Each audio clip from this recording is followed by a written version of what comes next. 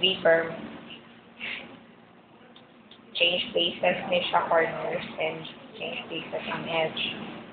So, more yun I think ano siya. my other First, itakanapin yung kayo. Then, butang ni siya sa doll. And then, kani siya ibutang na rin. So, pag inana na siya na safe, I usually go like this. Change base. Kani siya ibutang dito sa front. And, tingin niya. And then, down. And then, ibalik ni mo ang puti dala. Then, pag magatubang na kanina puti, first wipe. And, nandito sa layo. And, ikakali mo yung one.